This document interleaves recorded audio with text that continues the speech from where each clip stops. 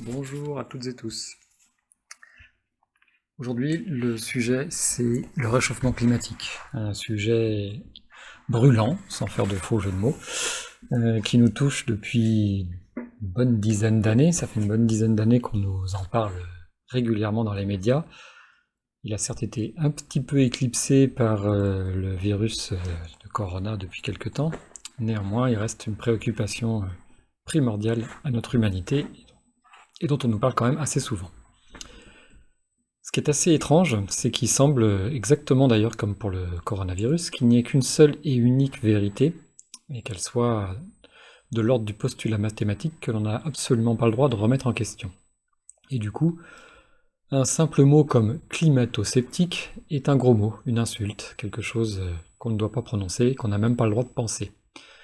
Pourtant, c'est ce qu'on va essayer de faire dans cette audio-vidéo, de décrypter un petit peu ce qui nous est proposé dans ce domaine et pourquoi ne pas être d'une certaine façon un petit peu plus climato-sceptique. Donc quand on prononce ce mot climato-sceptique, vous aurez remarqué combien la problématique du réchauffement climatique il est presque impossible de sortir de la vérité, on l'a dit, le postulat imposé par le GIEC et la horde des médias relayeurs. Sitôt qu'une personne émet un doute ou ose remettre en question une des conclusions données par ce groupe de scientifiques, le GIEC, alors elle semble bonne pour l'inquisition moderne, à savoir être lynchée médiatiquement.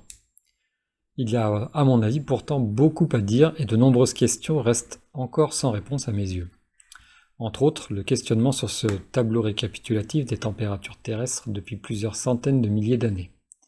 Pourquoi ne montre-t-on jamais ce tableau, par exemple? Donc, je vous laisse le regarder en mettant par exemple sur pause et de faire une petite analyse de ce qui est proposé là, en sachant que j'ai récupéré ce tableau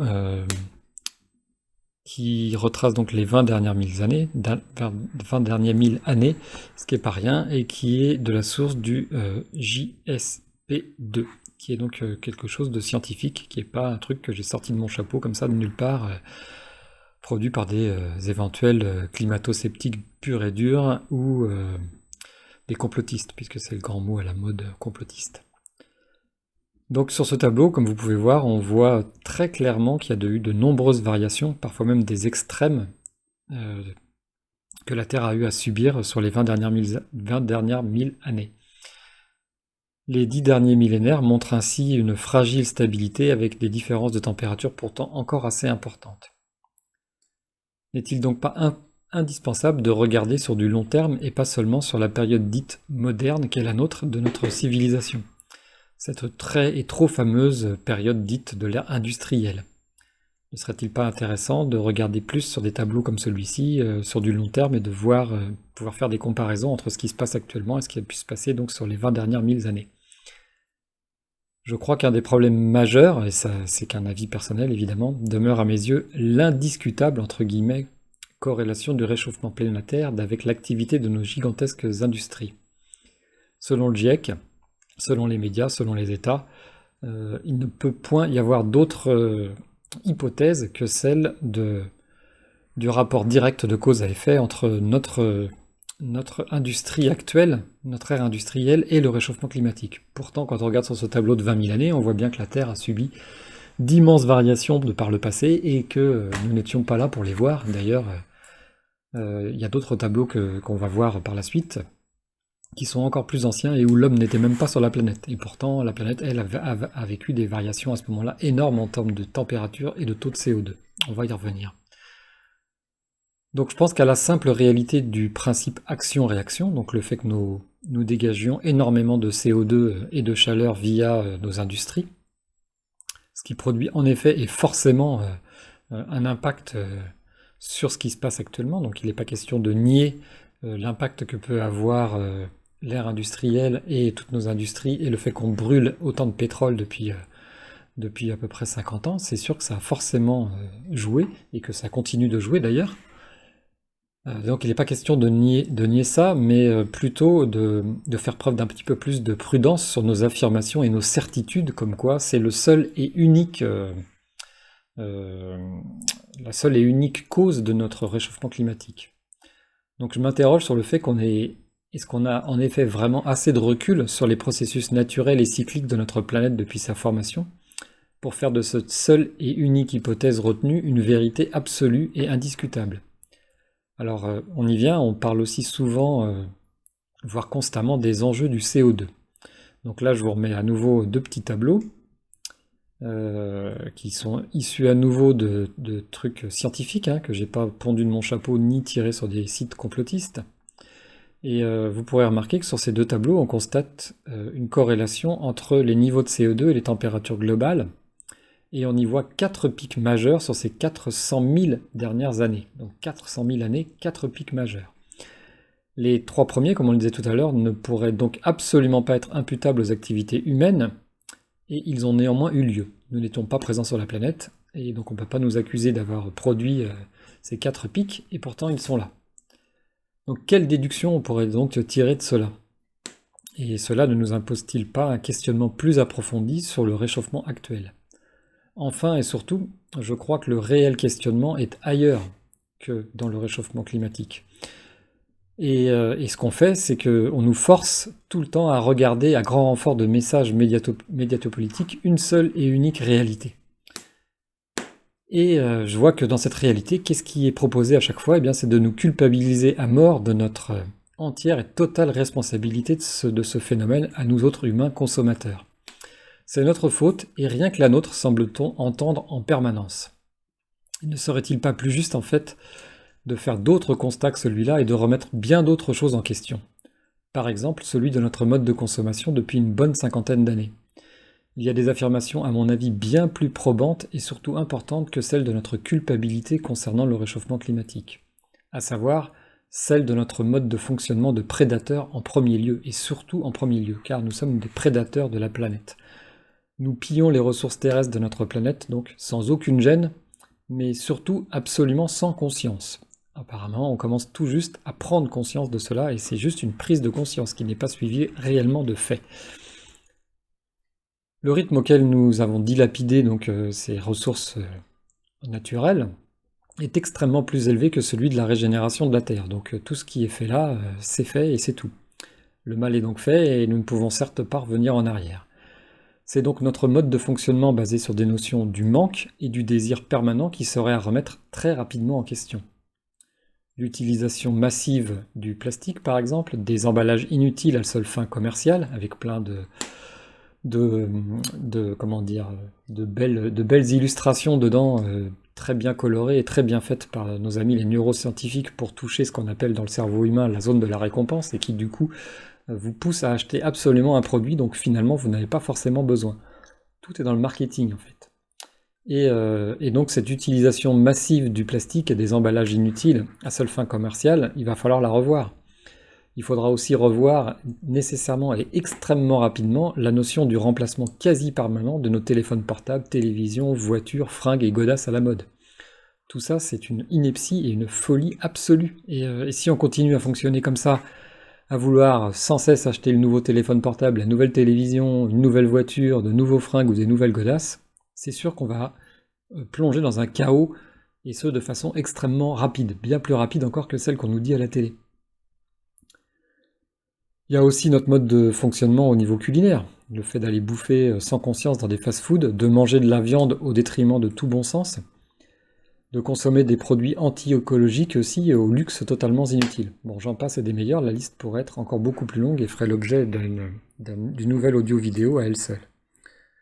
Là, on se rend compte en fait qu'il y a point trop de questionnement et de culpabilisation de la part de nos médias qui tout justement se nourrissent via la publicité de l'argent qui leur est déversé par ces gloutonnes multinationales qui veulent absolument qu'on change de voiture, qu'on change de fringues, qu'on change de chaussures, qu'on aille manger dans des fast-foods, que l'on surconsomme du plastique, qu'on achète des trucs inutiles. Ah là par contre, les médias, ça les dérange plus du tout qu'on consomme tout ça et ils se nourrissent, ils se gavent financièrement des publicités de tous ces gens qui nous vendent toutes ces merdes inutiles.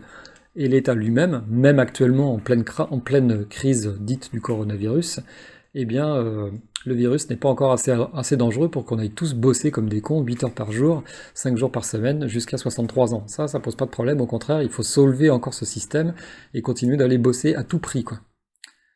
Et ben, pourtant, il va falloir, selon moi, et ça n'engage que moi évidemment, falloir absolument admettre que le fonctionnement intrinsèque et premier du néolibéralisme, du capitalisme, est la plus grosse arme de destruction massive jamais mise en œuvre par toute l'humanité et dans toute son histoire.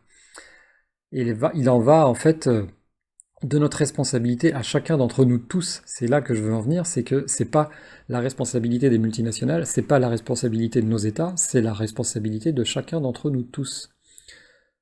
Toujours selon moi, ce qui compte le plus au jour d'aujourd'hui, c'est de sortir de nos schémas de peur du manque et du toujours plus, car toute notre société est basée essentiellement sur ça. La peur du manque, en se disant bah il y en a pas assez pour tout le monde, donc je vais rafler la mise le plus vite possible et tout ramasser sur ma seule tête pour être sûr d'en avoir assez. Et puis cette notion du toujours plus. On n'en a jamais assez, on est toujours insatisfait, et puis ça va pas assez vite. Donc c'est tout de suite et le plus possible. Voilà. Et ce qu'il faudrait peut-être remettre en valeur, et ce serait la fameuse sobriété heureuse prônée par un Pierre Rabhi, qui me semble elle aussi beaucoup plus juste que celle de la colère vindicative de, par exemple, d'une Greta Thunberg, dont on avait même cité le nom pour le prix Nobel de la paix. Je crois vraiment que si le prix Nobel de la paix je devais discerner et donner, ça serait bien plus à un Pierre Rabhi, avec sa sobriété joyeuse et la voie qu'il nous propose du réapprentissage à se rapprocher de la nature et à apprendre à être joyeux dans la sobriété avec des choses simples du quotidien, plutôt que cette colère vindicative de Greta Thunberg qui gueule sur tout le monde et qui finalement propose pas grand-chose de super constructif. Alors, à l'inverse de Pierre Rabhi qui lui propose vraiment quelque chose de très constructif. Enfin bon, on va pas tomber dans des polémiques stériles. Le plus important au jour d'aujourd'hui, c'est que nous agissions donc à titre individuel. En tout cas, je crois que tout ça, ça montre encore une fois combien tout est à l'envers de ce qui devrait être dans ce monde. Alors, il faudrait peut-être urgemment, même très urgemment, nous soucier de nos comportements à l'individuel, qui influencent directement la prise de pouvoir dictatoriale des multinationales et de nos États relayeurs.